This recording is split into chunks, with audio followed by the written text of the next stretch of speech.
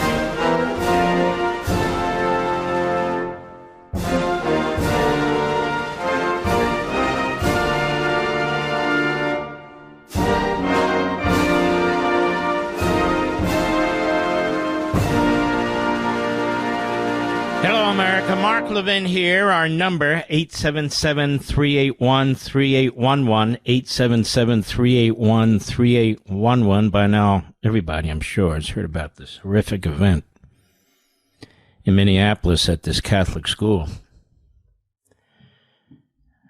Just horrible. The best coverage, quite frankly, has been at the New York Post. Minneapolis school shooter ID'd as trans woman Robin Westman, as apparent manifesto included "Kill Trump." The deranged gunman who slaughtered 2 children and injured 17 others, and that would be 14 children and 3 adults. Let's see. The disturbing videos posted by the shooter and showed a handwritten manifesto and "Kill Donald Trump," and "For the Children" scrawled on gun magazines. Robin Westman, formerly Robert Westman, opened fire through the stained glass windows of a church at the Annunciation Catholic School, where he attended, during a celebratory back-to-school mass filled with children around 8:30 a.m. this morning. And just hours before the cowardly massacre, Westman, 23, posted a series of twisted videos on YouTube, which included a manifesto. Minneapolis Police Chief Brian O'Hara confirmed at a press conference. In a 20-minute video, he flips through the disturbing handwritten manifesto. Much of it is written in homespun code that uses Cyrillic characters and English phonetic words. In the deranged writings, he gleefully fantasized about, quote, being the scary, horrible monster standing over those powerless kids, unquote. Reverently confesses admiration for the 2012 Sandy Hook massacre. Westman applied to change his birth name from Robert to Robin in Dakota County, Minnesota, when he was 17 years old, according to court documents. That name change was granted in January 2020. The petition added that Westman, quote, identifies as a female and wants her name to reflect that identification, unquote. But 5 years later, he seemed to have backed away from that identity. I don't want to dress girly all the time, but I guess sometimes I really like it. I know I'm not a woman, but I definitely don't feel like a man, he wrote. I really like my outfit. I look pretty, smart, modest. I think I want to wear something like this for my shooting. He also goes into great detail about his decision to target Annunciation, where he graduated from grade school in 2017, according to a yearbook obtained by CNN. His mother, Mary Grace Westman, also worked as a secretary at the school until retiring in 2021. according to a Facebook post by the church. I'm feeling good about Annunciation. It seems like a good combo of easy attack form and devastating tragedy, and I want to do more research. I have concerns about finding a large enough group. I want to avoid any parents, but pre- and post-school drop-off. Another page reads, it's unbelievable. This is from the Manifesto. Maybe I could attack an event on the on-site church.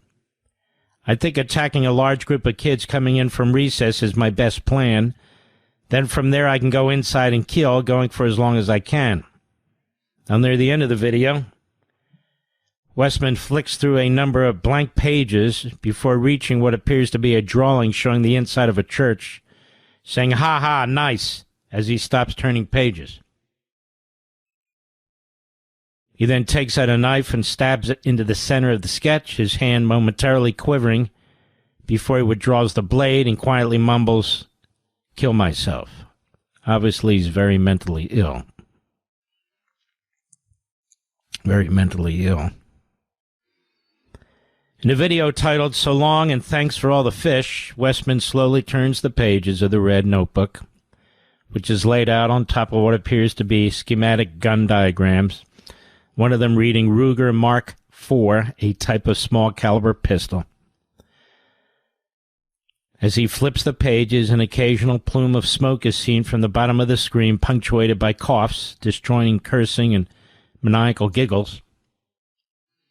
Each page is filled with inscrutable handwritten notes, which includes violent ramblings such as, "I've had thoughts about mass murder for a long time. I'm very conflicted with writing this journal." The text translated by the Post reads in part, "Need to get my thoughts out without getting on a watch list. Ha ha." The journal contains a number of other subtle clues about his identity, hinting at an angry melange of far-left politics and anti-Semitism. One page includes a trans pride flag sticker with "Defend Equality" printed across the bottom, with a black AK-47 sticker laid on top. Then another entry writes, "If I carry out a racially motivated attack, it would be most likely against filthy Zionist Jews," before calling Jewish people entitled and penny-sniffing, before adding "Free Palestine." "I hate fascism," read yet another page, following it up shortly after with, "I also love when kids get shot. I love to see kids get torn apart." He later bemoaned the media, saying he's tired of the news headlines. "They only talk about brown people dying, and I don't care about them. I like to hear when Israelis get killed, but they don't like to report on that stuff," he wrote. The demented Manifesto sheds light on what appears to be a truly disturbed mind, with Weston musing about a grand final act, quote-unquote, stating a desire to take out, quote, "a target of political or societal significance" before he died. Targets like Musk, Trump, or some significant exec, quote-unquote.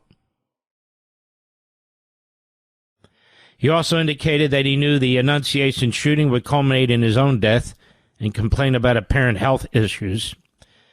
He said, "I think I might have some prostate problems. I have to piss so frequently, I'm sick of it. Even if I can heal, I still want to die and kill many people," the journal read. The unhinged shooter went on to express sincere admiration for mass shooters, including Sandy Hook killer Adam Lanza. "I have a deep fascination with one man in particular," this is a quote, Adam Lanza. He wrote in his journal on May 23 in reference to the 20-year-old perpetrator of the worst elementary school shooting in American history, which left 20 first-grade students and 6 adults dead. We remember that. He said, "Sandy Hook was my favorite, I think, exposure of school shootings." Another video posted to YouTube in the hours before the sickening slaughter showed off a cache of weapons, including a semi-automatic rifle and a shotgun. Gun magazines were scrawled with, quote, "For the children," unquote, and, quote, "Kill Donald Trump," unquote. Westman, who died at the scene of a self-inflicted gunshot wound, was armed with a rifle, a shotgun, and a handgun, all of which he bought legally. The shooter was not previously known to law enforcement. Minneapolis Police Chief Brian O'Hara told reporters at a press conference. Mentally ill. Wanted to kill everybody. Christians, Jews, everybody. More New York Post. Trans Minneapolis shooter Robin Westman mused about slaughtering filthy Zionist Jews in 6th Journal before deadly Catholic school massacre. Transgender Minneapolis shooter Robin Westman spoke of murdering filthy Zionist Jews and spewed other anti-Semitic bile in a twisted manifesto before he opened fire at a Catholic school, killing 2 children. He also wrote slogans such as Free Palestine in a journal, which he wrote in Cyrillic alphabet.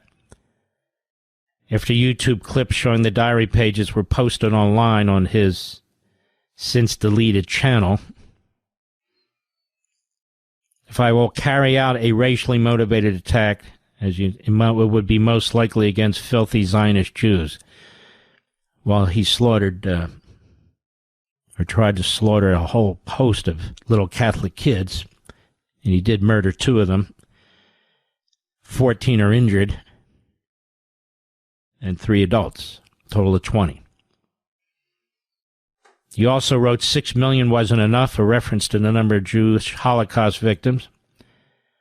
On the side of ammunition magazines, he filmed before the shooting at the Annunciation Catholic Church. Another message scrawled on one of his many magazines read, "Destroy HIAS, H-I-A-S, the Jewish Refugee Aid Group." While one of his guns read, "Israel must fall, release the files," a possible reference to Jeffrey Epstein.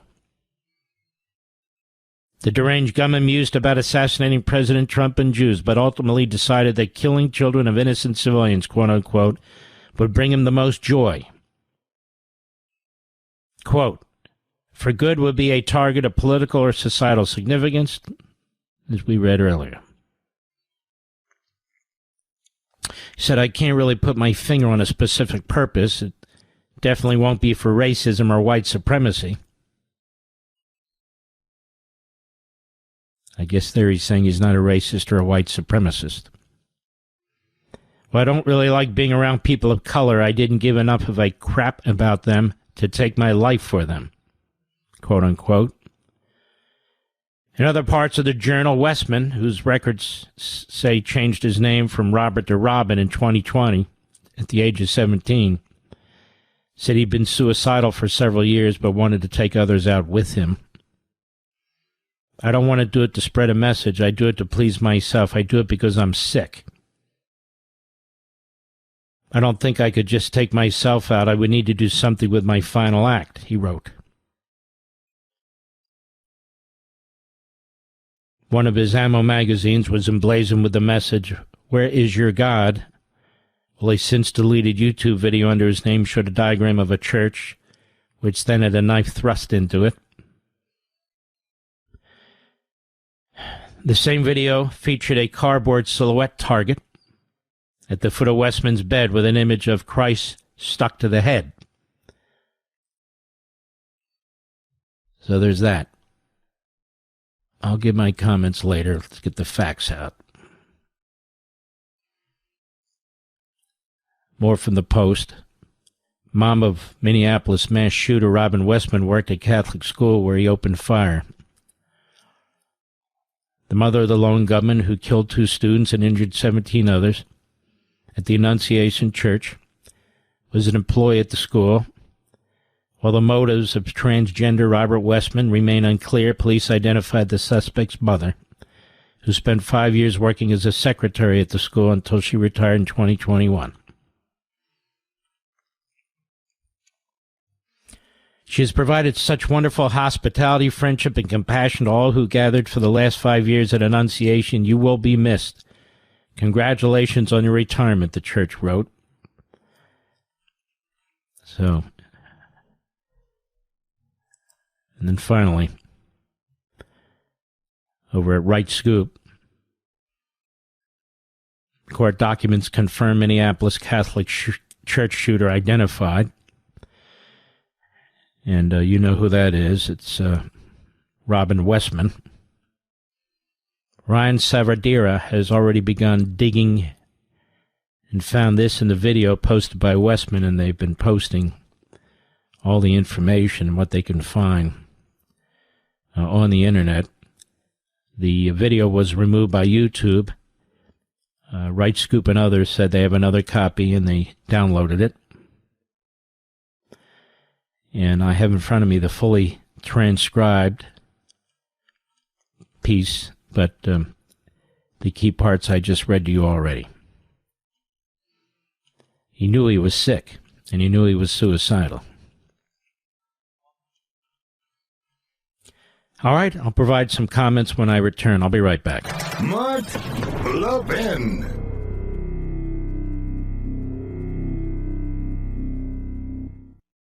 Conservatives in every stage of life are faced with ever-increasing challenges to our values in the classroom, on campus, and at work. Prepare yourself with a solid understanding of our nation's founding principles in today's most important public policy debates. The Heritage Foundation created the Heritage Academy to help ensure that every conservative from any walk of life has the foundation and the tools needed to defend their values. This 8-week online fellowship includes policy lectures on the most pressing issues facing Americans today, live Q&As to learn from top experts in the conservative movement, and opportunities to connect with other conservatives around the country. Without conservatives grounded in truth and informed on the state of our nation, America as we know it cannot survive. So please go to heritage.org/Levin, heritage.org/Levin, and learn more about the Heritage Academy and how you can apply. That's heritage.org/Levin, heritage.org/Levin, paid for by the Heritage Foundation.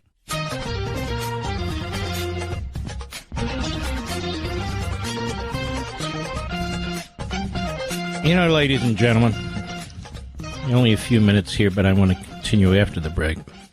I get sick and tired of people who pour their politics into these events. I really do. I really do.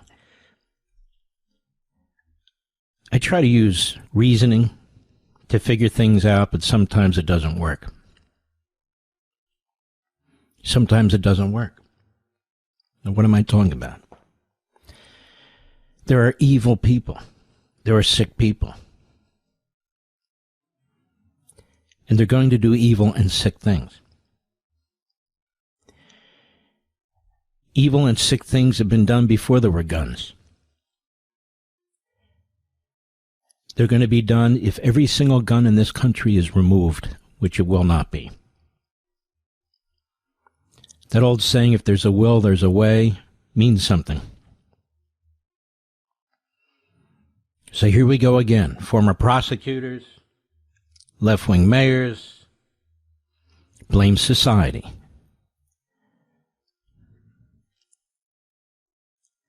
Blame weapons. You know why? Because you can blame society all day long and you get nowhere. You can blame weapons all day long and you get nowhere. Then everybody has immediate solutions. We don't have enough mental health care, another one says. I don't even know what that means. So what do? Where are we going to set this up?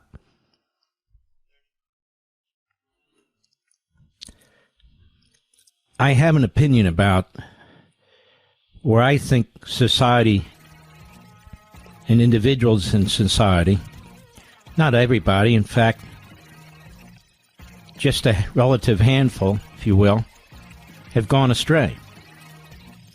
I'll be right back. America needs patriots who know our founding principles and who can stand by those principles today. That's why the Heritage Foundation created the Heritage Academy, to prepare conservatives like you with the additional knowledge needed to stand firm in your beliefs in a world far too often unwelcoming to conservatives. All Heritage Academy fellows learn from the country's leading experts through policy lectures and live Q&A sessions. Speakers include Victor Davis Hanson, Mark Morgan, Dr. Kevin Roberts, and many more. Fellows also interact with other conservatives across the country in one of 3 tracks: high school track, college track, or the professionals and patriots track. I wish every American could join this 8-week online fellowship. But the next round of applications close on September 21, so please go to heritage.org/Levin to apply today. That's heritage.org/Levin. Join the Heritage Academy to help restore America. Learn more at heritage.org/Levin, heritage.org/Levin. Paid for by the Heritage Foundation. Mark Levin, the research arm of conservative media. Call in now, 877-381-3811. Minnesota has a red flag law, and was passed on January 1, 2024, so it's been in effect over 18 months. Allows for temporary removal of firearms from an individual deemed a significant danger to themselves or others.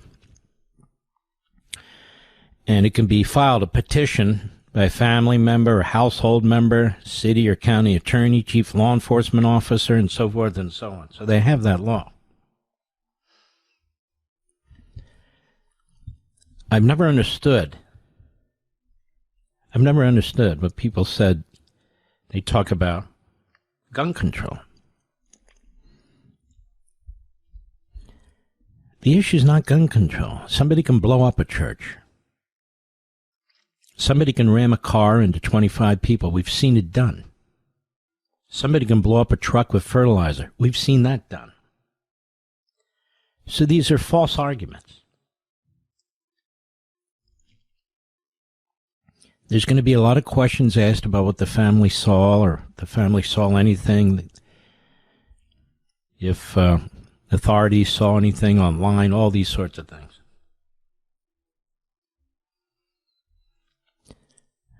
But what's happening, I think, more broadly, is the attack on faith. Faith. Faith is pushed out of the classroom.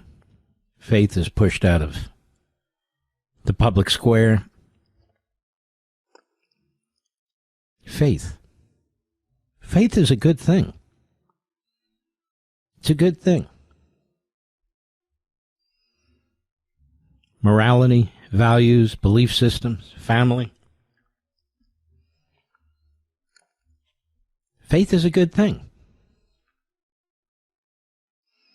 Especially today when you're surrounded by an internet that is filled with filth and vile.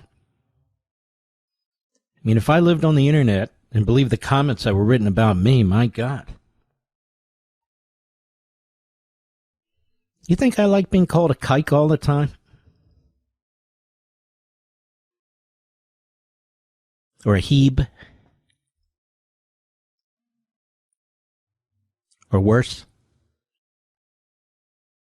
Who are these people? Who are they? I've been on the air a long time. I don't do a lot of stories on transgenderism, do I, Mr. Producer? In fact, I don't think I've ever done a story on transgenderism. Maybe I have.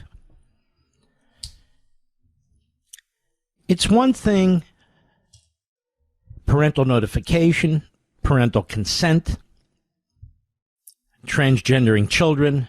I have a real problem with all that. But once somebody's an adult, it's really none of my business. As long as people don't seek special rights or subsidies, it's really none of my business. How often did I talk about gay marriage, even before that was viewed as constitutional, Mr. Producer? Almost never. You know, I have my own belief systems, but I'm not a preacher. I'm not a rabbi. Not a pastor. I leave that to you and your faith and where you go to worship and your belief system. But what I do know is whatever your faith, faith is important. I'm not talking about Islamist terrorism. I'm talking about faith. Faith that's gone through Reformation, which is crucially important.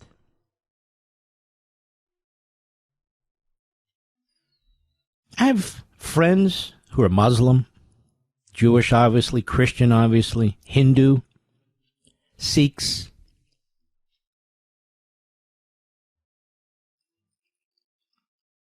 Great.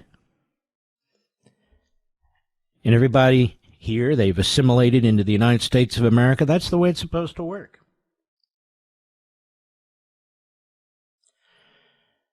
That's the way it's supposed to work. I had an editor for the longest time who was gay. I didn't care. Why would I care? I don't care. I just don't care. Call me what you will. I spend virtually no time on this program getting into these issues. But we do talk about God here. And I have written books that emphasize God as the sovereign. We as his children. As the nation was founded. I think it's very, very important. Otherwise, there's a gap in your life that needs to be filled. And it can be filled by very bad things. Very bad things. You know, we use the internet to communicate here. I do. But I also know that whatever I post will be used against me, against other people, be taken out of context, crazy headlines. I've told you about some of these websites and some of these individuals and so forth. There's nothing I can do about that. Nothing. But the internet's open to everyone, including very diabolical and evil people. Or people who are really seeking to do horrible things. So when the mayor says, or TV people say, I don't care about prayer, or forget about prayer, prayer's not enough, and so forth and so on, they're missing the point, aren't they?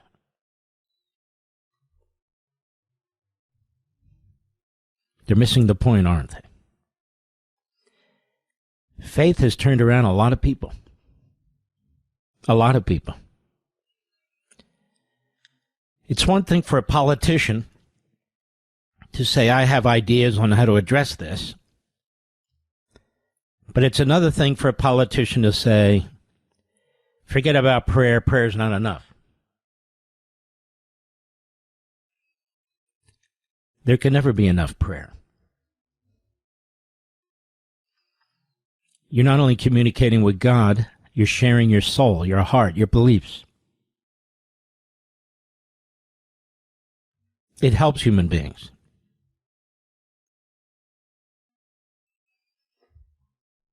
And politicians want us to keep relying on them.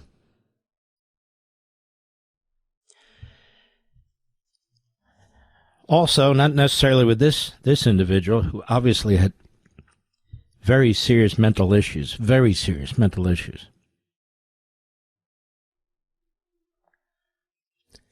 It's the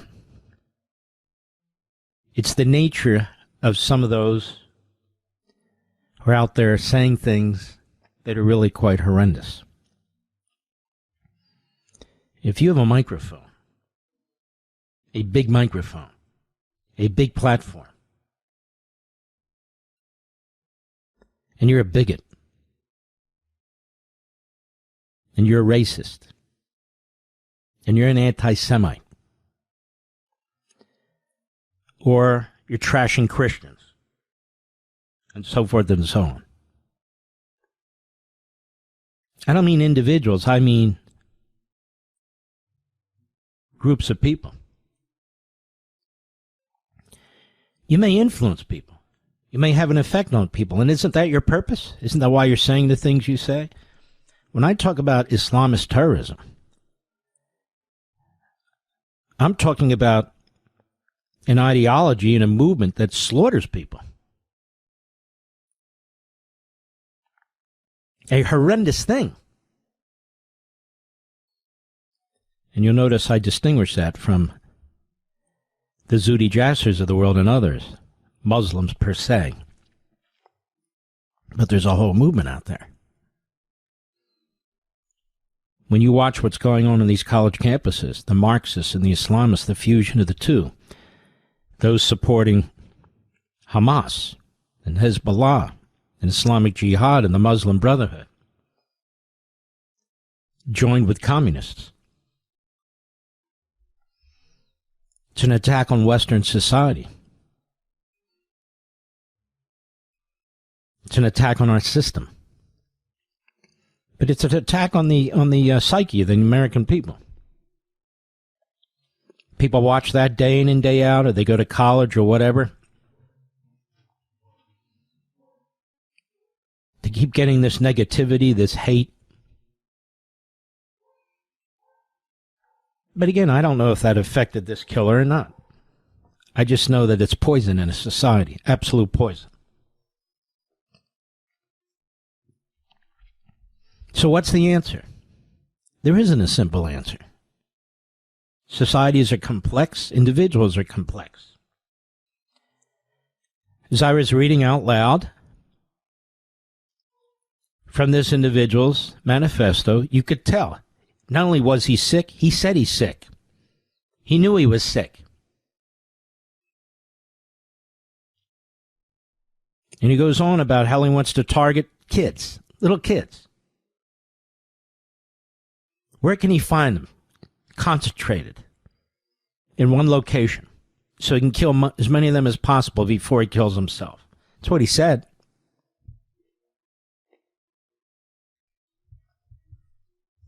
So they have a red flag law in Minnesota. So what? Didn't do a damn thing. Timothy McVeigh, you remember that name? He blew up a federal building. Killed scores of people. He was thinking bigger than guns.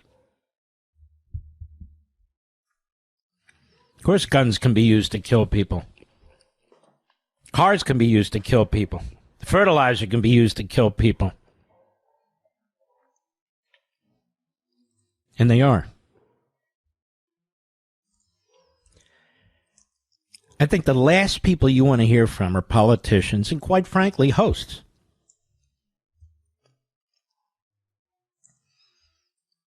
Because they don't have answers either. I don't pretend to have answers. I know what won't work. I know what won't work.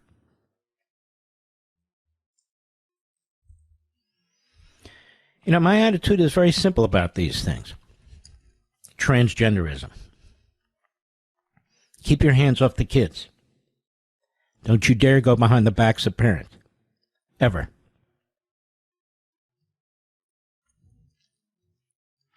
If you're an adult and you don't hurt anybody else, what am I supposed to do? What are you supposed to do? I don't think we should mainstream it because it's not mainstream. It's not mainstream. So I can do a show on it, but what am I going to do? A show on it. We don't have any control over it. If an adult wants to alter their physical self, nothing I can do about it, nothing you can do about it. So what am I supposed to do? Talk it up over and over and over again? I know hosts do that. I get it. Not this one.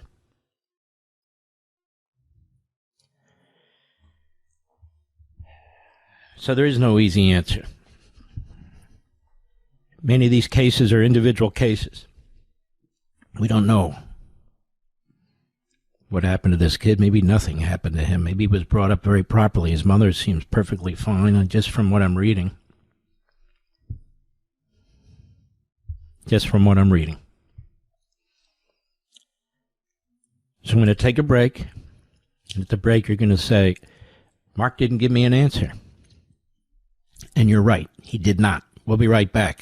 Mark Levin.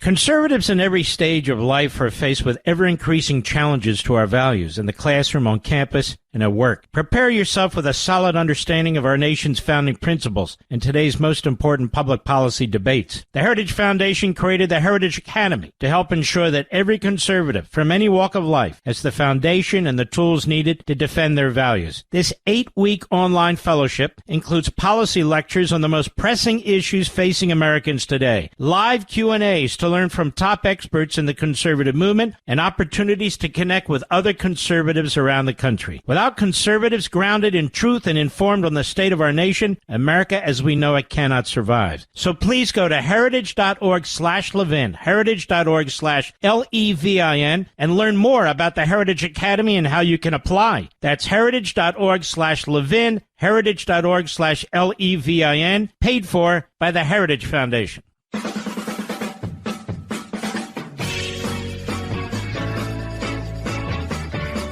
Now, obviously, if you're a parent, there's some things you can do. Try and keep the kids off the internet as much as possible. Yes, try and protect them as much as possible. I said more God in your life can and will make a difference in a positive way. All these sorts of things. And, parenting's tough. You learn these things. Sometimes you look back and wish you did other things or did things differently. I got it. I understand it. There's no real practice for parenting other than parenting. So there's things you can do in your own life with your own family, your own kids or grandkids, things you can learn over time and pass it on to your kids and grandkids. Set a good example, but that doesn't ensure 100% that something terrible won't happen either.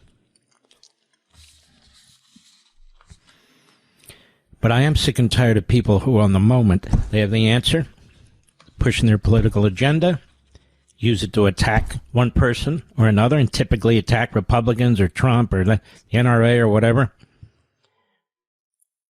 or society generally.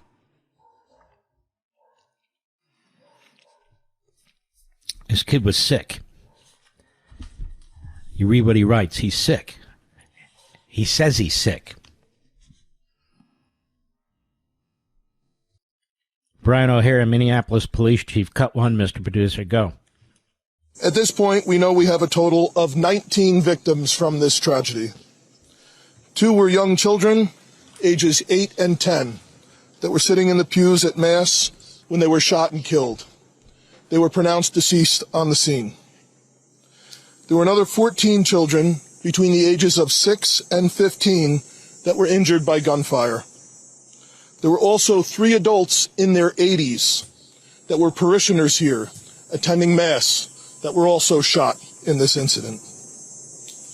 The families of all of the children that have been affected have been notified. All right, that's the bottom line. A horror. We'll be right back. This segment of the podcast is exclusively sponsored by Pure Talk. Pure Talk offers great coverage and can save your family money on your wireless bill every single month. Go to puretalk.com to find the plan that's right for you. Thank you again for listening, and thank you so much for this sponsorship, Pure Talk. He's here. He's here. Now, broadcasting from the underground command post, deep in the bowels of a hidden bunker, somewhere under the brick and steel of a nondescript building, we've once again made contact with our leader, Mark Levin.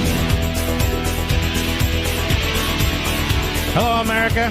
Mark Levin here. Our number, 877-381-3811.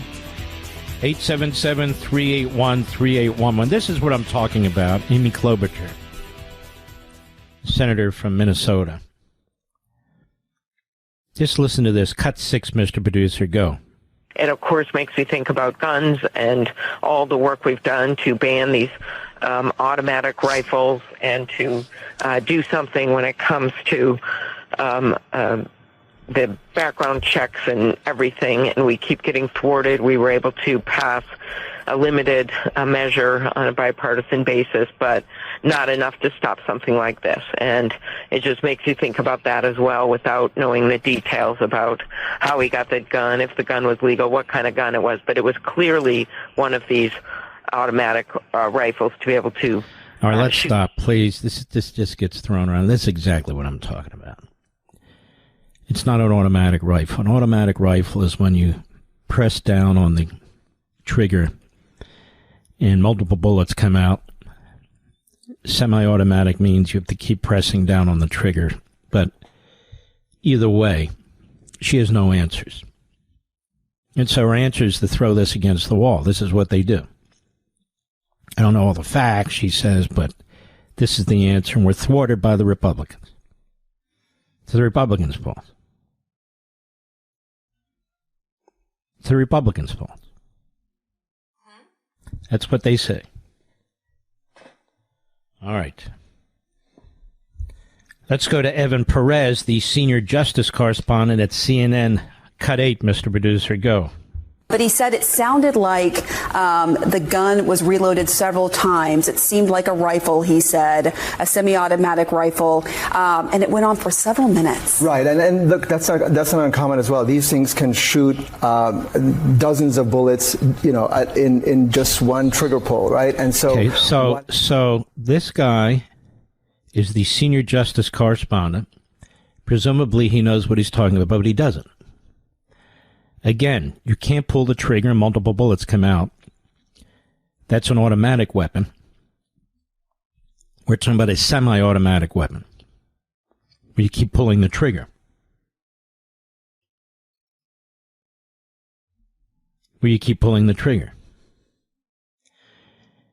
Now look, if this guy had no guns and he had grenades, if he had no grenades and he made Molotov cocktails, if he didn't make Molotov cocktails, but he brought gallons of gasoline or other fuel that you can use in a lawnmower and set the building on fire, and I'm going to go on and on with different methodologies, it's just very troublesome to me. Very troublesome to me. Now, the fact is, we have a constitutional amendment, the Second Amendment.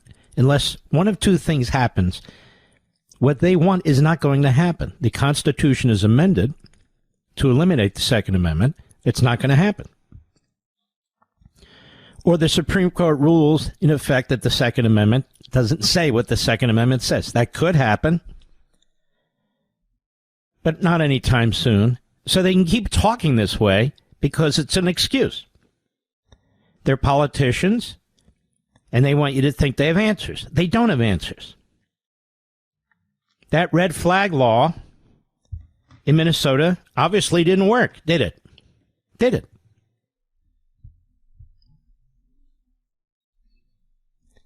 So what's next? They take the death penalty away. It seems to me that's a deterrent, at least for some people. You kill somebody, you're going to be killed.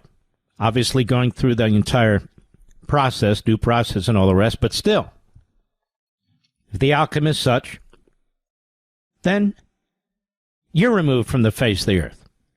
They say no to that. I say yes to that. Donald Trump brings out the National Guard and federalizes the Metropolitan Police, which he has every constitutional right to do. He saves lives in Washington, D.C., and he's attacked. Called an authoritarian and a dictator. An authoritarian and a dictator. He didn't violate the Constitution. He didn't violate any federal statute. In fact, he's enforcing federal laws and D.C. laws. But he's attacked. Look, you can't attack the cops and undermine the cops and talk about disarming the public and then claim that you have an answer when you don't have an answer. You don't have an answer. Because you have a position that is absolutely untenable. Absolutely untenable. And Evan Perez and these other media types, it's time they stop lying about what guns do and don't do. It really is time.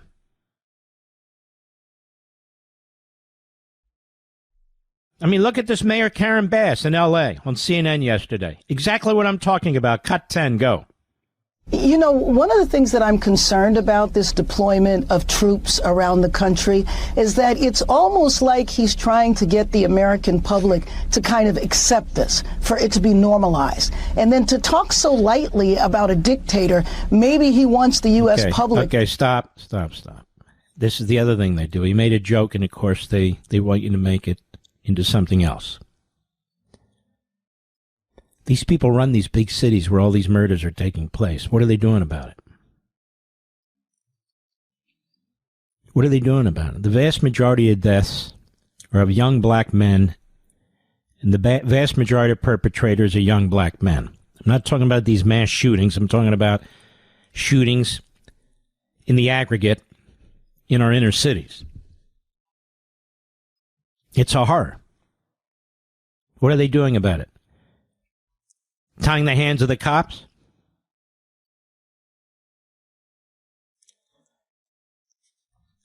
This is what I was talking about in the first hour. A couple of big points.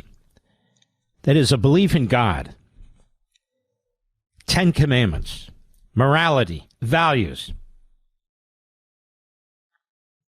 Very important. And what else? Respect for law and order. We don't breed a respect for law and order in these cities. We just don't do it. We breed the opposite. With these big city mayors and city councils attacking the cops, defending the criminals. It can have a psychological effect on people, particularly if they're sick, particularly if they're not right.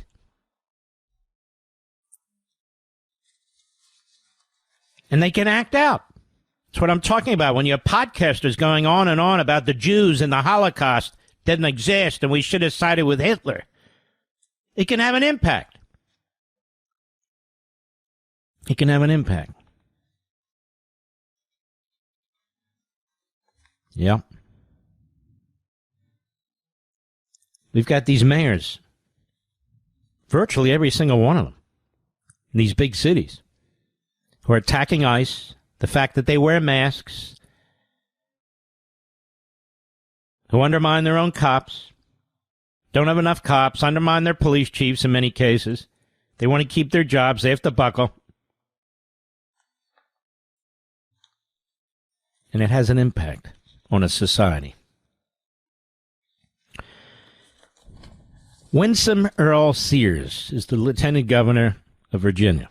She's scheduled to be on after the break. She's the first woman Lieutenant Governor of Virginia. I assume she's the first black woman Lieutenant Governor of Virginia. And of course, if she's elected governor, she'd be the first black woman as governor. Now, I'm only bringing that up because if she were a Democrat and a leftist, you'd never hear the end of this. But instead, you get racist taunts from the left and the Democrats against her. Against her. We'll be right back. Hopefully she'll be there. We'll be right back. Mark Levin.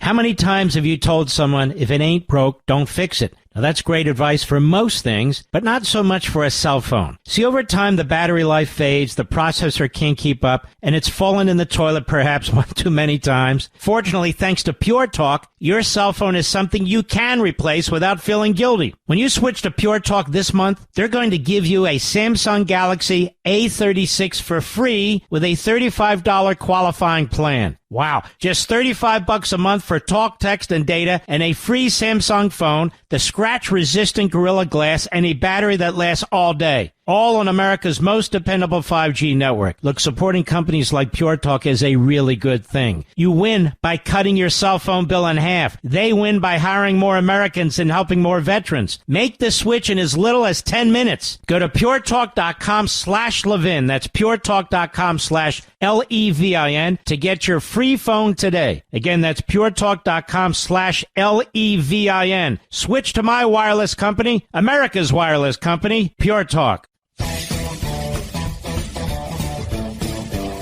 What's a pleasure to have on the program Lieutenant Governor Winsome Earle-Sears. As you know, ladies and gentlemen, we're going around the country trying to endorse great candidates, give them some airtime they may not otherwise get, and hopefully they'll get elected. Lieutenant Governor, how are you? Hello, Mark. I'm doing well, and hello to your listeners. It feels like old time when I was running for Lieutenant Governor, and now I'm running for Governor of our great Commonwealth of Virginia. And you have a real shot at this. I see you're tightening up the polls. So tell the people around the country and in the Commonwealth, what are some of the things that you want to get done or want to reinforce that the governor has done already? Right. So I'm helping the governor to do the work, as you know, because, well, in Virginia, the lieutenant governor is not chosen by the gubernatorial candidate, so I had to have the little ovals filled in for me, too. So that means I had to go around and convince people that I would be good for the Commonwealth. So I've already won a statewide campaign as opposed to my opponent. Well, what have we done since we've been in office? Well, let me tell you, we have kept taxes at an all-time low, where we've even given $9 billion of the taxpayers' own money back to them. And, you know, that's a good thing because we work hard for that money. It shouldn't be the government spending our money the way that they see fit. So I'm going to continue that. And by the way, I'm going to get rid of the daggone car tax. Finally, I've got a car 13 years old, and I'm still paying the tax on this old car. It's crazy.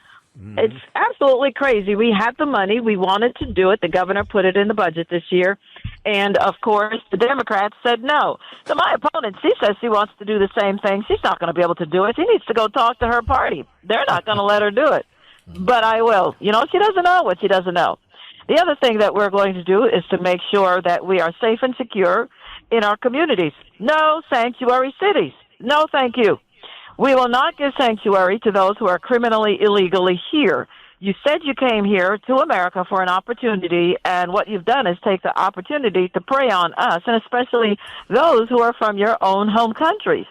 That's not what we want in Virginia, and as a result, we have found the number 3 MS-13 leader right here in Virginia under the nose of my opponent. And furthermore, she has voted for sanctuary cities. And Mark, she has voted to keep the borders open. So we don't know who came through. And, you know, she doesn't either. But we're finding out now, and we have also found over 3,000 criminals illegally here in Virginia. Well, they're on their way to being gone, deported back to their home country. Then, of course, we're going to make sure that our girl children and boys, by the way, are safe, not having to undress nude in front of biological males. And my opponent supports that. Don't understand why. She's got 3 girls. I don't think she wants them having to be forced to undress in front of biological men. And yet that's what she has voted for. That's what she supports. And she is in hiding. She's like Puxatawny Phil. Can't find a woman. Yeah. She won't come out and defend. Won't come out and defend her policies because she knows she's on the wrong side of this, and she's ducking and hiding. And she wants to be governor of our great Commonwealth. Mm-hmm. You don't do that by hiding, by being cowardly.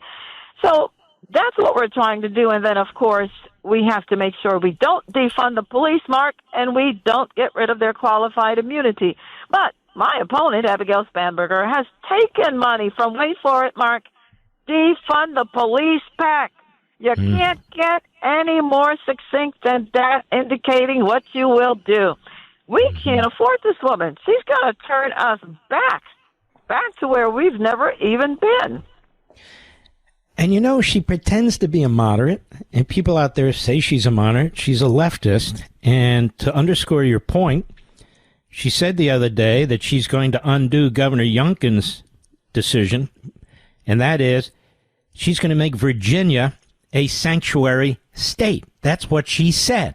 And I don't think Virginians want Virginia to be a sanctuary state. Do you? No, of course not. She's radical.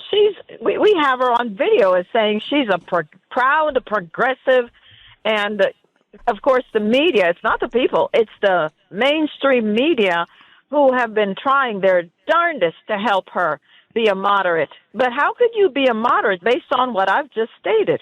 You know, I'm an immigrant to this great country, and when I have done welcoming ceremonies for the newly naturalized American citizens, and I say to them, welcome to America.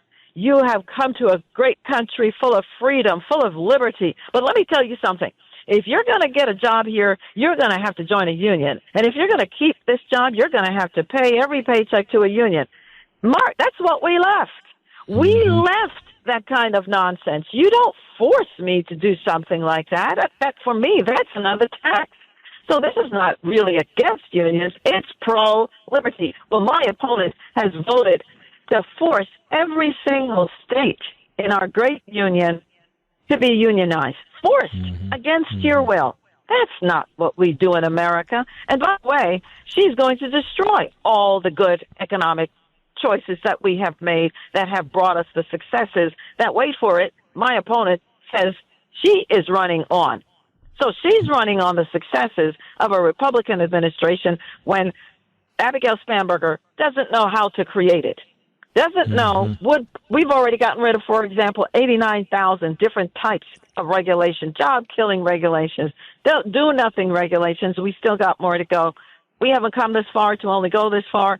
I am ready to take command of Virginia on day one. My opponent is going to need on-the-job training because she was never there when we were creating the sound policies that have brought us where we are to the successes. She was in Congress. We can't afford her. We don't need her. So she's wrong on immigration. She wants Virginia to be a sanctuary state. She's bought and paid for by the teachers' unions, which means there will be no reforms. And all these awful things that have been going on in Loudoun County, which is where I am, they're going to continue and get worse. She's a tax raiser. She's a regulator. And then she claims to be a moderate. Give people a little bit of your background, which is actually quite remarkable. You come to the United States legally as an immigrant from Jamaica, and then what do you do? Well, you know, it started with my dad in 1963, just 17 days before Dr. King gave his I Have a Dream speech. And so it was a bad time for us. Admittedly, it was a bad time. And so I asked my father, why would you come? Because he could have gone to England. It was easier for him to get into England than America. But, you know, he filed his paper, had to prove, wait for it, Mark, had to prove that he would not be a burden to the American taxpayer before they would allow him to come. And then when he came and got me when I was 6 years old, he had to prove that I would not be a burden either. And so came in 71 and... Stop right there. Stop. I got to take a hard break. I really apologize. It won't take long. We got a few minutes of sponsors. Then I want to come back and finish with your biography. It's very, very impressive. We're talking to Winsome Earle-Sears. She's running for governor of Virginia. You can go to winsomeforgovernor.com. I hope you'll support her. That's Winsome, W-I-N-S-O-M-E, for governor, F-O-R, governor.com. We'll be right back. How many times have you told someone, if it ain't broke, don't fix it? Now, that's great advice for most things, but not so much for a cell phone. See, over time, the battery life fades, the processor can't keep up, and it's fallen in the toilet perhaps one too many times. Fortunately, thanks to Pure Talk, your cell phone is something you can replace without feeling guilty. When you switch to Pure Talk this month, they're going to give you a Samsung Galaxy A36 for free with a $35 qualifying plan. Wow, just $35 a month for talk, text, and data, and a free Samsung phone, the scratch-resistant Gorilla Glass, and a battery that lasts all day. all on America's most dependable 5G network. Look, supporting companies like Pure Talk is a really good thing. You win by cutting your cell phone bill in half. They win by hiring more Americans and helping more veterans. Make the switch in as little as 10 minutes. Go to puretalk.com/Levin. That's puretalk.com/LEVIN to get your free phone today. Again, that's puretalk.com/LEVIN. Switch to my wireless company, America's wireless company, Pure Talk. Mark Levin, the thunder on the right. Call in now, 877-381-3811. We're here with Lieutenant Governor of Virginia, Winsome Earle-Sears, who's running for governor and has a real shot at it. And I'm sorry, we had a hard break, Lieutenant Governor. You were talking about 1971 as you were explaining to the American people your background. Yes. So my dad brought me to America on a wonderful Pan American Airlines flight into New York. And then, so here I am, 6 years old, new country, and having to adjust. And let me tell you, it is an experience, very traumatic, but here we are. And then I joined the Marine Corps because, you know, my grandma died and I just was lost. And I figured the Marines would give me something, well, to live for, and the discipline that I needed. And so I joined when I was 18. One of the best things I did with my life, I became a journeyman electrician, believe it or not, as well as a diesel mechanic, so you can smell me before you saw me. I think I am now the only lieutenant governor who can actually climb a telephone pole by putting on a pair of spikes, and I think I'm also the only blue-collar worker. Think about that, because I have my trade, although I have my degrees now. So, you know, America is just this wonderful country, and I'm always looking at things, Mark, just because of my upbringing in Jamaica, from a point of liberty. We've got to break down barriers. If you're going to do something that's going to take away people's liberty, then I'm not your girl. I'm not going to be supporting you. It's not going to work, which is why we've got to keep a right to work. You must have the right to not have to pay someone for it. It's forced assembly, and I'm not for that. And I've seen socialism, by the way, because when I went back to Jamaica at 10 years old, because I wasn't learning anything here, 9, 10, I saw socialism. We had the prime minister come to power and said Jamaica was now a socialist democratic country. Where have you heard about that before? AOC, yes, and all of those folks, yes, is that working? And now you have the man in New York who's going to turn New York City, I don't know, into a socialist place? My God. Have we not learned anything? It didn't work in Jamaica. It doesn't work anywhere else. It's not going to work in New York. No, you're quite right. Well, here's the thing. The media is pushing your opponent as a moderate. She's actually a radical leftist. They point to her intelligence background. Really doesn't matter. You have a Marine background, and you've been lieutenant governor for 4 years, so everybody knows where you stand. And she's been able to weasel her way through a very difficult congressional district by pretending to be a moderate back in her district. She goes to Washington. She votes with all the leftists. She votes with all the Democrats. And as a governor, and as you know better than anyone, you're governor for one term, 4 years, so you're lame duck right out of the box. She'll have no accountability. Nobody will be able to do anything about it, will they? No. And that's why, she really has a tougher road ahead of her, because the people in the polls are saying they like where Virginia is. They like the economic successes that we have. They like the money that we've given back to them in the form of taxes. They like that we are creating all these jobs and keeping them safe. She was never here doing any of the work. So, Abigail, we've been doing the work. Where have you been? That's right. You were in Congress, one of 535, taking all kinds of radical policies. For example, Mark, she wants only renewables, which is solar and wind. But, Mark, have you noticed the wind doesn't always blow and the sun doesn't always shine? And what do we do then? Of course, we need clean coal, oil, renewables, yes, nuclear, natural gas, all of the above. She will kill the jobs that we have in Virginia, because we need the power to power the companies that are coming, that are already here. We're talking to the Lieutenant Governor of Virginia, Winsome Earle-Sears, who's running for governor against a liberal who's pretending to be a moderate. I guess my last question to you is this. In the last part of this campaign, it's not the last part of the campaign yet, but in the course of this campaign, is she willing to debate you? Right. So she was running from a CNN debate, and, you know, it's not known, CNN, to be a bastion of republicanism, Mark. And, in fact, I was on a show with them, and, they tried to, knock me up one side and down the other. But it didn't work, and I really held my own with them. And then they said to me, well, we've tried to get your own opponent, Abigail Spanberger, and she will not come. So she doesn't want to face her very own liberal media. Makes no sense.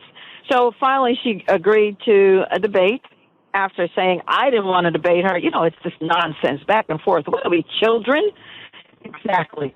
We're running to be governor of the great Commonwealth of Virginia. So finally she said yes, and she's going to debate me. We'll see, because her policies are radical. Her policies would say, parents, you don't have any say in your child's education, because that's how she voted. She voted against the Parents' Rights Act, that you know if there's violence in the schools, that you would know if the curriculum is being changed into something political, that you would know, well, if your child is being transitioned and helped by school personnel. This is a woman. We can't afford her. Mm-hmm. All right, folks, if you want to help, and I hope you do, it's winsomeforgovernor.com, WINSOME. FOR, forgovernor.com, winsomeforgovernor.com. She'd be a great governor and have a great impact on the national political scene. We wish you all the best. God bless you, my friend. Thank you, and God bless you and your listeners. All right, you take care. Isn't she fantastic, Mr. Producer? She's really good, America. She's really good, Virginia. She really is. And her opponent is a fake, fraud, and a phony, like so many of them are. A fake, fraud, and a phony.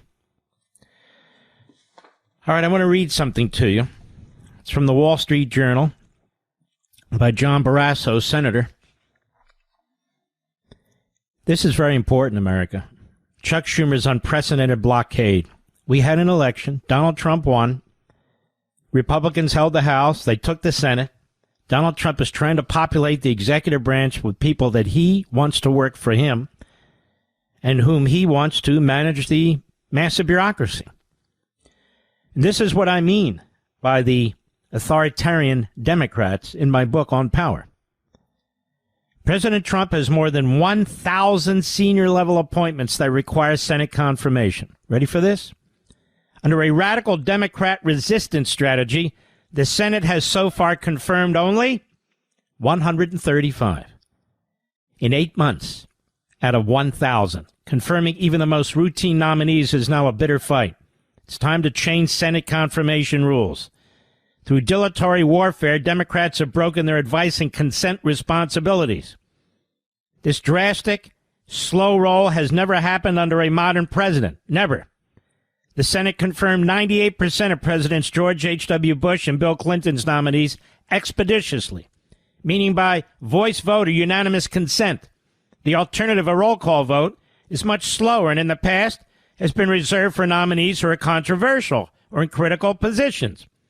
For George W. Bush and Barack Obama, the Senate confirmed 90% by voice vote or unanimous consent. Now, during Mr. Trump's first term, it was 65% of nominees. Under Joe Biden, it was 57%. Excuse me. During Mr. Trump's second term, do you know how many have been confirmed by voice vote or unanimous consent? 0. 0. The blockade scale is staggering. Democrats have forced multiple roll call votes on more than 40 nominees for posts never subject to a single one. These confirmations used to take seconds. Now they take days. Nearly half these nominees earned bipartisan support in their committees, and many have been waiting for months. Yet all are trapped in Senate procedural purgatory.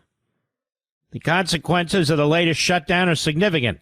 Critical jobs remain unfilled, including the Undersecretary for Nuclear Security at the Energy Department, ambassadors to key North Atlantic Treaty Organization allies, the Commerce Department's Undersecretary for Intellectual Property, and the CIA's Inspector General, positions that carry out constitutional duties as well as those tied to U.S. economic and diplomatic priorities, are vacant.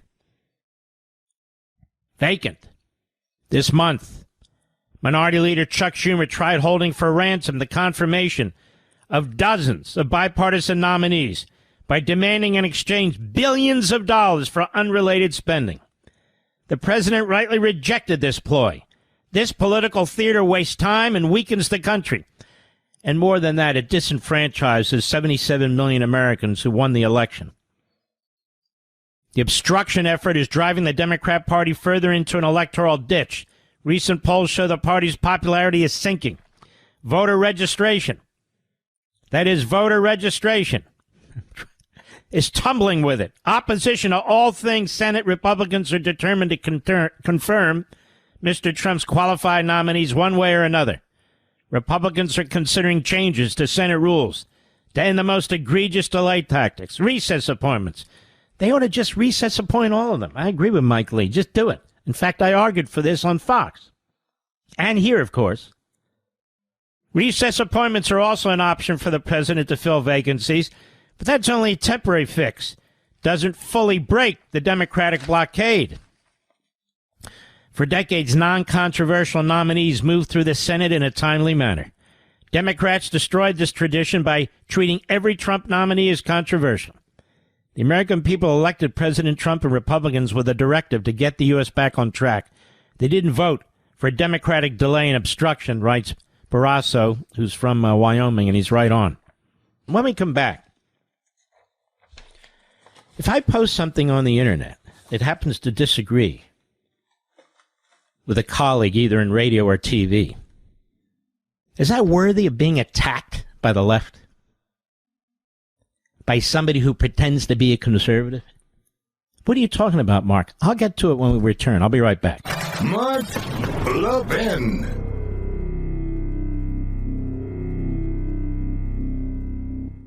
How many times have you told someone, if it ain't broke, don't fix it? Now, that's great advice for most things, but not so much for a cell phone. See, over time, the battery life fades, the processor can't keep up, and it's fallen in the toilet perhaps one too many times. Fortunately, thanks to Pure Talk, your cell phone is something you can replace without feeling guilty. When you switch to Pure Talk this month, they're going to give you a Samsung Galaxy A36 for free with a $35 qualifying plan. Wow, just $35 a month for talk, text, and data, and a free Samsung phone, the scratch-resistant Gorilla Glass, and a battery that lasts all day. All on America's most dependable 5G network. Look, supporting companies like Pure Talk is a really good thing. You win by cutting your cell phone bill in half. They win by hiring more Americans and helping more veterans. Make the switch in as little as 10 minutes. Go to puretalk.com/Levin. That's puretalk.com/LEVIN to get your free phone today. Again, that's puretalk.com/LEVIN. Switch to my wireless company, America's wireless company, Pure Talk.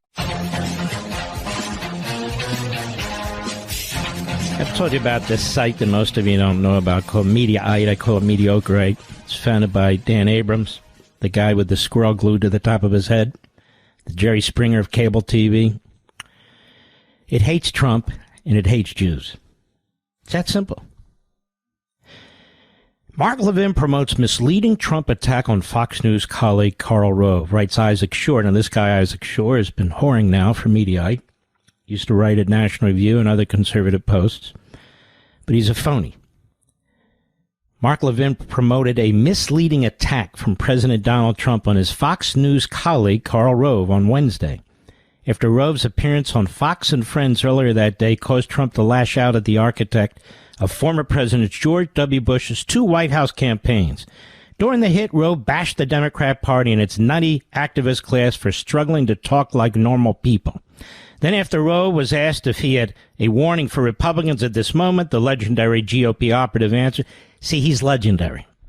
Recognize that the coalitions tend to come and go and that the Republicans need to be aimed not at hardcore base of their party, but of broadening that, the Republicans' realm, if you will, by getting independents and ticket splitters and people who might be, somewhat suspect of Republicans, but need to be wooed in order to win elections. They got wooed by 2024 because the ideas of 4 more years of Biden-Harris administration was anathema to them. But they voted for the Republicans because they didn't want to vote for Democrats.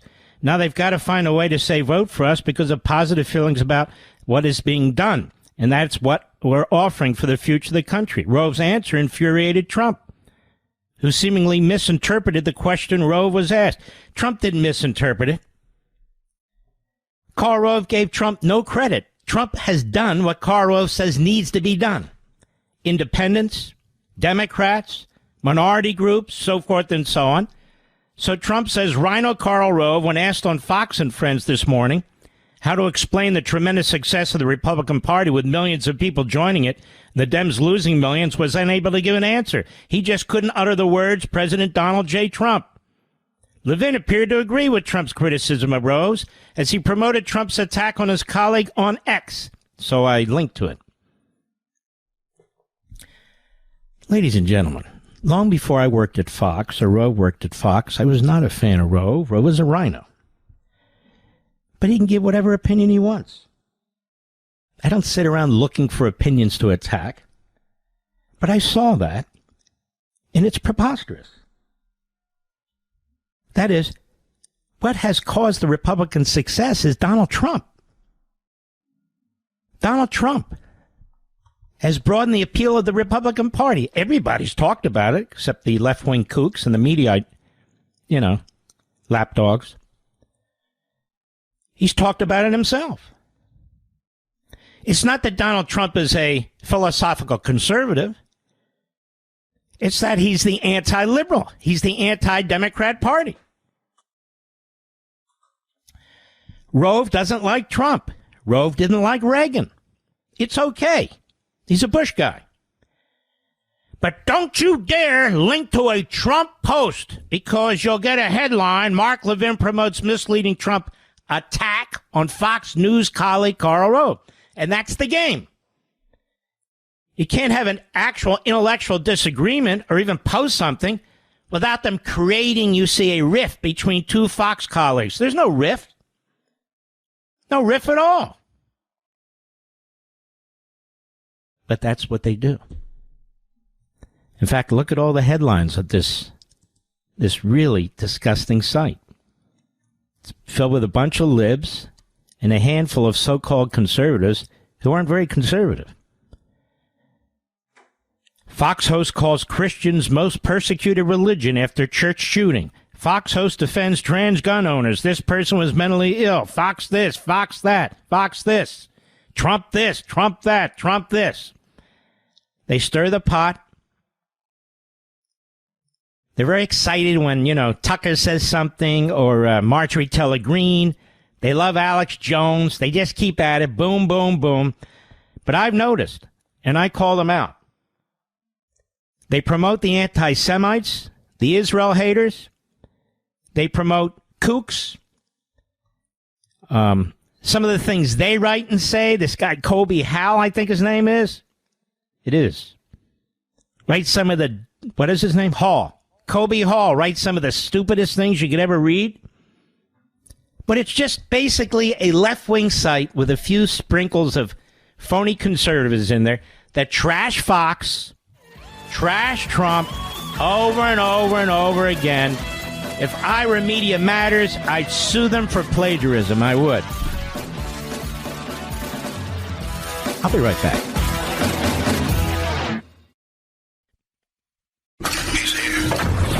He's here. Now, broadcasting from the underground command post, deep in the bowels of a hidden bunker, somewhere under the brick and steel of a nondescript building, we've once again made contact with our leader, Mark Levin. We'll keep track of those guys over there at Mediocre, right?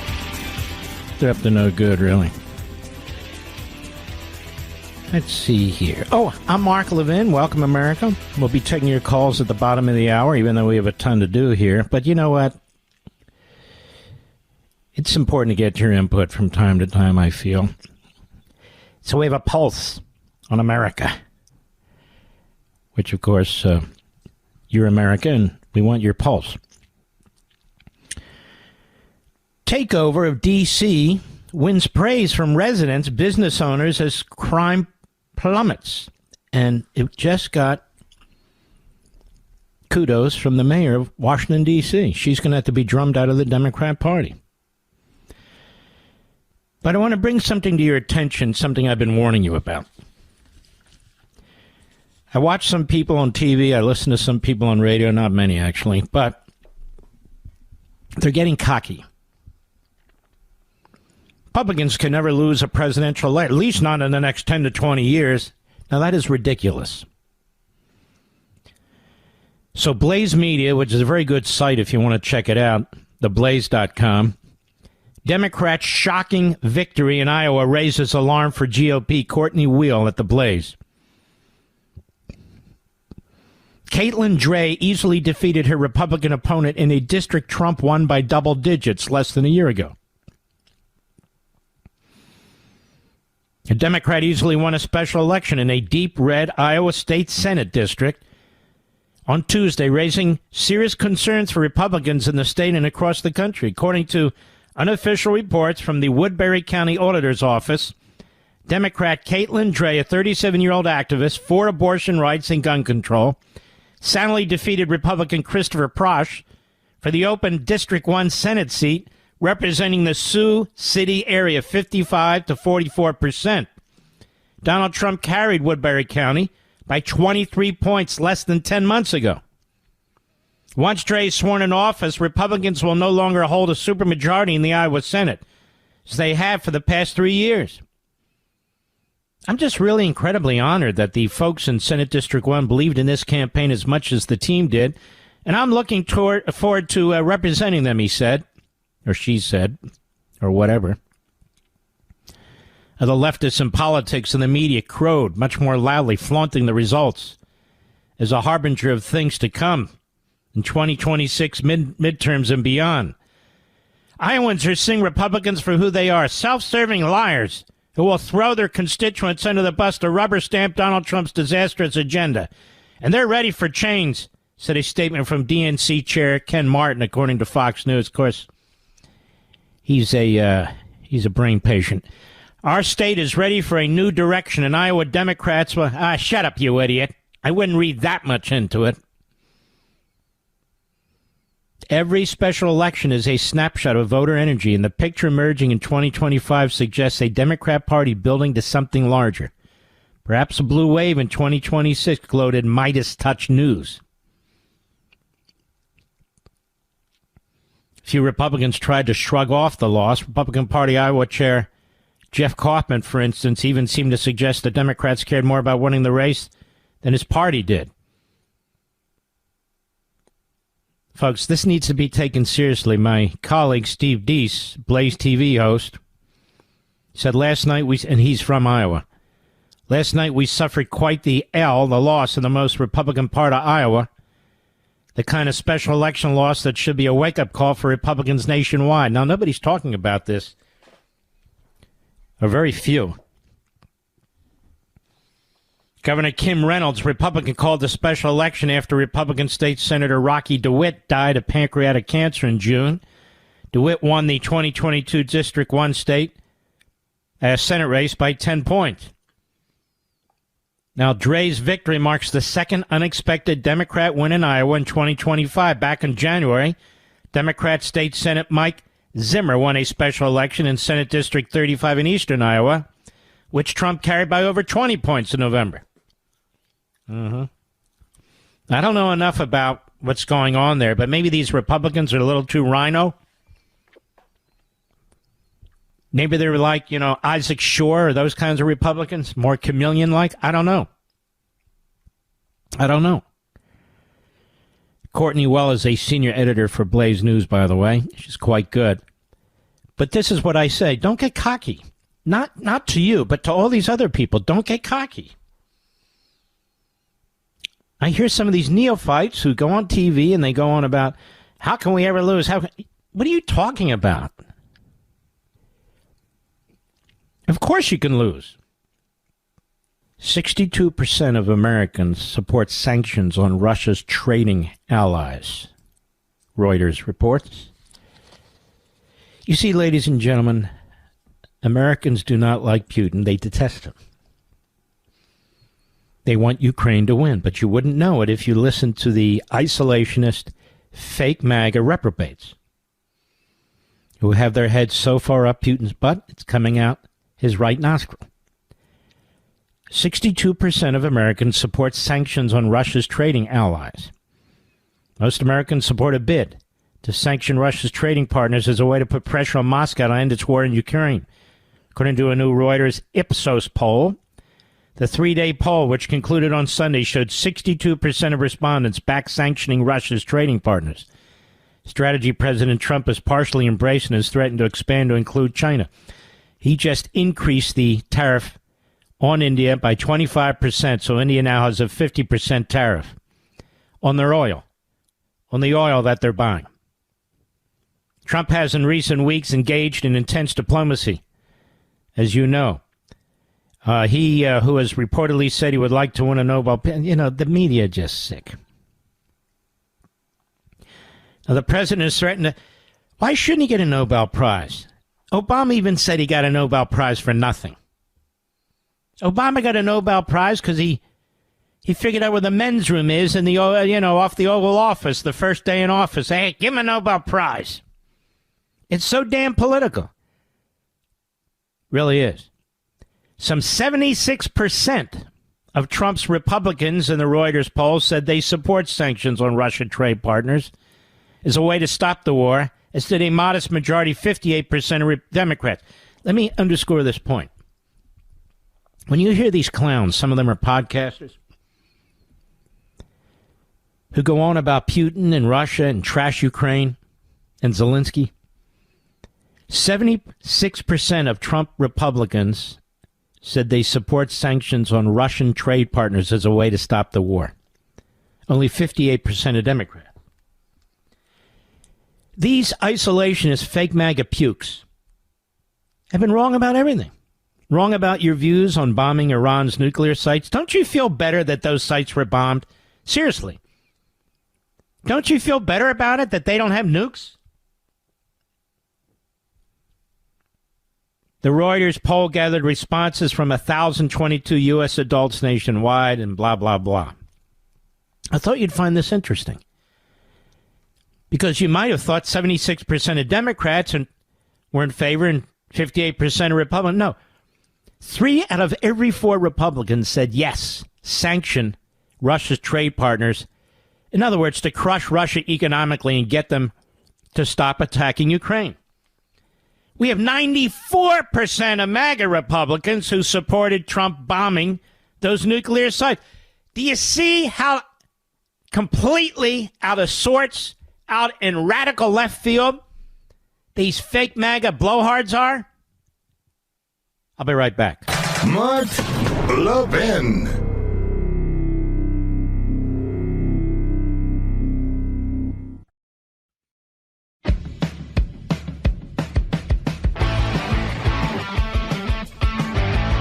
I want to thank you folks out there, really, bottom of my heart. On Power was number 1, went to number 4, jumped to number 2 last week. The more people who read it, the more who like it, and the more who purchase it and put the word out there to others. Word of mouth is a big deal. Now, I want to encourage you, when you buy books, to take a very careful look at who the author or authors are. Seriously. You understand what I'm saying? Take a very careful look. Because you want to make sure that the person whose name is prominently on there is the person who actually wrote the book. I guess one day they'll uncover this practice, but I just refuse to be part of that. Not so. My name's on the book because I wrote the book. Let's take some calls. Let us jump into the gene pool here. A lot of people have been waiting and waiting. They want to get into this subject. of the shooter, so we're going to start from the top. Lydia, Tallahassee, Florida, the great WFLA. Lydia, go right ahead, please. Hi, good evening. Thank you. It's an honor to speak with you, Mark. I appreciate it. Thank you. Thank you. I've been waiting, but it's such a pleasure. I've been listening to you almost every day for 10 years, but I know. Whoa, thank you. Yeah, yes, here in Tallahassee. So, and I enjoyed your interview with Preston Scott. That was nice to hear you call in and have an interview with him. He's very good. WFLA. Yeah, Preston's very good. I enjoyed talking to him. He's not as good as you, but he's good. Oh, he's good. All right. He's sharp and witty though, but he does not roll any punch. He's good though. No, he's very good. It was nice to hear you call. So while I was waiting, originally when the screener asked me, I had my point, and then while listening to you while on hold, Mark, you said something that brought tears to my eyes. It was so eloquently said. When you were talking about the different, you don't judge the different faiths, and you said, quote, "We are all unified in our faithfulness." That struck me so heavy. It was just, I thought maybe I need to do a little backstory here. So I was born in South Georgia, born into Latter-day Saints, and then raised Southern Baptist, so obviously I'm a Christian. My husband is Hindu. He lives in India. We got married 3 months ago in India. The ceremony. By the way, I'll bet that was an unbelievable wedding. It was Christian and Hindu ceremony. A Christian preacher came. Our marriage certificate is in Gujarati language and in English. Side note, by listening to Miss Winsome Earle-Sears, she was so inspirational. Yeah. Wonderful interview with her. If I was in Virginia, heck yes, that would be my vote. Yeah. But side note, we are going through legal immigration. It's costing us thousands and thousands of dollars. It's going to still be about 2 years. It's painful. It's strenuous. But we chose this. So we have to do it the legit way. We have to honor the laws, and we have to do it the legal way. It was our decision. I want him here. So we have to honor that, as painful as it is to be away. That being said, when his family, him and his family, it's a joint home, found out about what happened today in Minnesota. They were eating dinner, their joint family dinner, 15 people living there, and called me and said they were all leaving to go to their village Hindu temple to pray, quote, for America. Beautiful. Beautiful. And beautiful. So for people to say that, or these, people coming out saying prayer's not a part of it, it's not, well, prayer's everything of it, because to take it out is to minimize the entire event. So our pain is within their temple walls, as in their pain and grief. Right after our wedding, about a week after, I left Gujarat. A few hours later, the same airport in Ahmedabad, a plane, the exact same Boeing 787 Dreamliner model, crashed, headed to London. Just a few hours after I took off on that same type model. So my pain was their pain. And last year, they all went to Hindu temple to pray for FSU, part of my community, at the shooting at Florida State University. So as you said eloquently, we are unified in our faithfulness. You are absolutely right. We may have different faiths, but our prayers are connected. Yes, I'm with you, kid. All right, and congratulations. I hope you have a wonderful marriage. You guys take care of each other, and God bless you, my friend. All right, let's go to Tricia, Trumbull, Connecticut. The great WABC. Go right ahead, please. Hi, Mark. You began talking about God at the beginning, and as well as this sick, angry, trans young man who killed those children this morning in Minneapolis. And I agree with you that we are lacking God in the general society. And I have your book, which you signed for me, Men in Black. I have your other books, too. But I wanted to mention, since you mentioned you were, as long as the trans didn't get subsidized, that was okay with you. No, I said listen, I didn't say it's okay or not okay. I said, look, when it comes to little kids, I draw the line. But if you're an adult and you decide you want to do one or the other, not only is there nothing I can really do about it, that's on you. You see what I'm saying? In the school. What? I'm sorry, I can't hear her. I'm sorry, ma'am. Don't hang up on her. Let's see if we can bring her back after the break. I'll be right back. The Mark Levin Show, where the Reagan Coalition meets every day. Call now, 877-381-3811. By the way, happy birthday to my Chabad rabbi, Chaim Cohen. Great guy. Great guy. Happy birthday, Rabbi. Let's go back to Tricia in Trumbull, Connecticut, who I hope is still there. Are you there, Tricia? Yes, I am, Mark. All right, that's a better connection. So, good. Our Sikh society, the godless part you were talking about, when we go away from the founding principles and moral principles of our country, is promoting this trans and other like unhealthy ideas and behaviors. We're promoting it in the schools, the universities, the hospitals, the medical schools, prisons, jails, and we were in the military. I don't know if Pete Hegseth has taken care of that actually yet, but as you wrote... Well, I don't think it should be promoted anywhere. I really don't. I don't like it being promoted anywhere. And as a matter of fact, I don't like all this sex stuff being promoted, period, to be perfectly honest with you, anywhere. And I do believe in the promotion of God. I don't believe there's any constitutional prohibition from having God in the public square. I mean, God's mentioned 4 times in the Declaration of Independence, for crying out loud. And our nation was founded on Judeo-Christian principles. And that's what distinguishes this country from most others. So I don't want to be misunderstood. I'm just saying if somebody's an adult and they decide that they want to trans to this or that, there's nothing I can do about that. What am I supposed to do about it? Well, Mark, there are consequences. As you wrote in Men in Black over 20 years ago, 20 years ago, I have your signed copy. Got it at Go ahead and read it. Concert.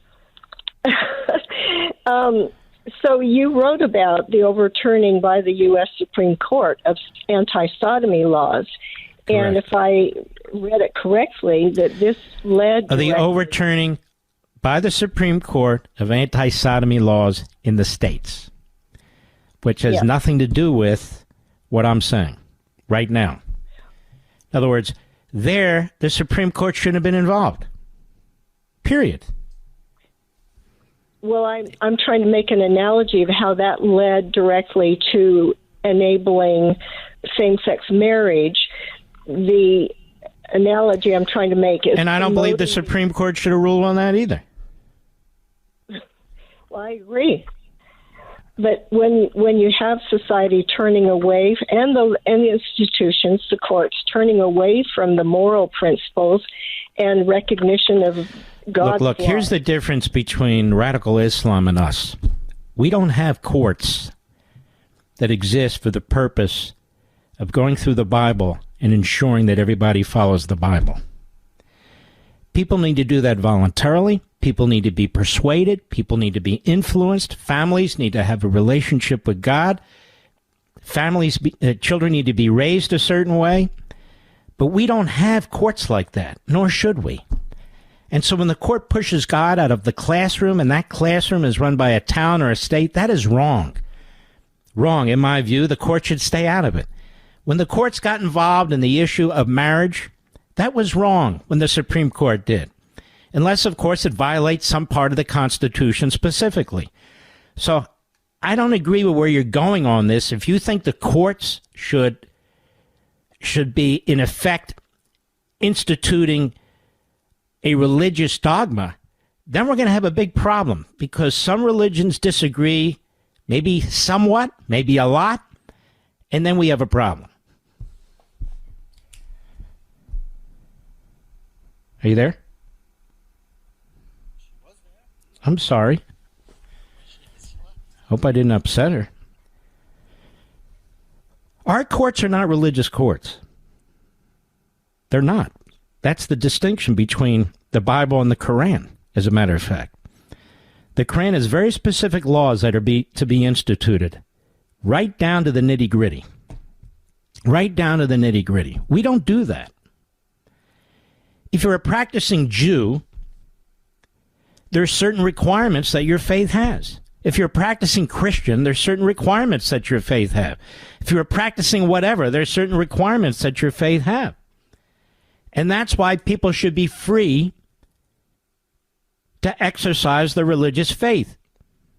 Now, I'm not talking about radical Islamists who would use the opportunity to destroy everybody else's religious faith. That's not my point either. Everybody knows what I'm saying. My point is very simple, and I've written about it not only in Men in Black, Liberty and Tyranny, in my current book on power, and so forth and so on. The reason the Judeo-Christian value system is so important is because of its focus on God as the sovereign, and the children of God as sovereign here on earth. Not because we have Judeo-Christian courts and judges. No. It's because in a free society like ours, we can practice our faith. We can promote it. We can proselytize. We can raise our children a certain way. That's why when the government gets in the way, like in schools, telling our kids that X is good when our faith and we tell them that it's bad, doing things behind our backs, trying to raise our kids as opposed to us raising our kids, trying to indoctrinate our kids and so forth, that's why we fight it. Parental rights is what we believe in. That's what we believe in. Separation of church and state, that's not in the Constitution. But what is in the Constitution is the First Amendment, the free exercise, and by the way, you're right, not to have somebody else's faith imposed on you. I can only imagine what judges would do. Think about this. Look what they're doing already without this power. Look how these trial courts are destroying our country. Do we really want these same left-wing Democrat judges making decisions about our faith? No. No. No. Children are vulnerable. Children are vulnerable. Parents should have authority over their children. I mean, assuming they're not, criminals. But you get my point. Not somebody else's parents. You, the parent. I don't think this is terribly complicated. I really don't. If some guy's 37 years old and he lives 3 houses down from me, and he decides that he wants to go through a procedure, maybe there's multiple procedures, I don't know. I'm not an expert on this. That's not even close to knowing much about it at all. That he wants to go this way rather than that way, there's nothing I can do to stop that person. Nothing. I don't have authority to do anything. But if it's a minor, it's a child, the state has a duty to protect them. To protect them, not exploit them. Not exploit them. And what we find among Democrats is they're exploiting them. I hope that makes some sense. I don't want to spend all night on this, by the way. Bob, in Russia, Moscow, on the Mark Levin app. How are you, sir? Yes, sir. Hey, hopefully they won't come knocking on your door tonight saying, you called who? You come with us. Anyway, go ahead, Bob. No, I've listened to your show for years over here. Hey, thank you. What they need to do is Trump should go to Bondi, the Attorney General, and start arresting these doctors for using puberty blockers in children under the age of 18 because it is a non-FDA approved use of those drugs. Now, by the way, this killer did not have any procedures that we know of. Maybe there's something else, but that we don't know about. So he changed his name, but apparently he didn't change his genitalia. And he started to get confused even later and have some doubts about it based on that manifesto, which is another reason why children, that is, 18 or under, that's why, or young people, that's why permanent changes shouldn't be made, because, kids get confused. Their hormones are popping all over the place. Anyway, go ahead, Bob. Not even life-altering drug changes. Look what puberty blockers do in kids. Look what roid rage for those girls that want to become boys. They're given steroids. Look at the roid rage that affects people, human weightlifters that we went through, football players. We saw that. We need to stop this abuse of children by doctors that are in it for money. When did this even become a thing? It wasn't a thing when I was a kid. You never even heard of this stuff. I agree. That's why we need to get President Trump and Robert Kennedy to get executive orders and laws written that the use of these drugs under 18 is illegal. And the change. Well, you say get these laws written. First of all, they're state laws, not federal laws. And secondly, you'd have to get them passed. They're not going to pass in Democrat states because they promote this crap. But can they make it, and since they're using a federally drug-approved drug... No, it doesn't work. No, I don't think so. But look, I don't know. Again, this is not something I have focused a lot on. Maybe I should focus on it more. I'm a pharmacist, and they did that with minoxidil when it was first used for hair restoration. It was illegal for pharmacists to make it because it was a non-approved use. Mm-hmm. Well, it's an interesting thought. I don't know the answer. And I don't know legally for sure, but it's something to look at. We need to protect the kids. Well, that's different. Protecting the kids, I agree with you. But you went beyond that, didn't you? That protects them. But you went beyond the kids, didn't you? No. You said outlaw the drugs. At 18, they can do what... At 18, they can do whatever they want. Yeah, I kind of agree with you. I mean, and how would you stop them anyway if they're 28 years old? You can't stop them. Well, if it's illegal to use the drugs, you just make the drugs illegal. But even here in Russia... Okay, but you make the drugs illegal, but a lot of times this has very little to do with drugs and everything to do with surgery. Right, but what you do is you make it under 18 illegal to have the surgery, and those children need psychiatric and psychological help. I don't disagree with you. I'm just not sure how you do it. Maybe you could pass a federal law. I don't think they'd get it passed through the Democrats in the Senate with the filibuster, but maybe that's the way to go. What are you doing in Moscow, by the way? Am I allowed to ask? Yeah, no problem. I am teaching over here, but I'm also over here because I have a neurological issue with my muscles, and the drugs I use are only available from Germany and France. And Russia at the time, 8 years ago, was the cheapest place to live that I could obtain the drugs in this country to use. When I come home to visit America, I have to disclose the drugs and show them to the inspectors at customs to have them approve them to be brought into the country. So they're not legal in America? They're not FDA approved in America. Mm-hmm. See, that's the issue. So you had to leave the country in order to take this medicine? Yes, sir. Like many people that have traveled abroad to get medical treatments that aren't available in the United States because it's all controlled in the United States. And how long have you lived in Moscow? 8 years. The European system is set up. They want to either cure what's wrong with you or give you the best possible option. Where in America, our healthcare system... Although there are a lot of drugs that are not available in Europe, in very rare disease cases, they've socialized healthcare and they won't pay for it. We've had cases where kids and others have... come to the United States because they can't get access to certain drugs. Yeah, but these drugs are all approved in the European healthcare system. All right. All right, my friend. Very interesting call. I appreciate it. We'll be right back. Mark Levin.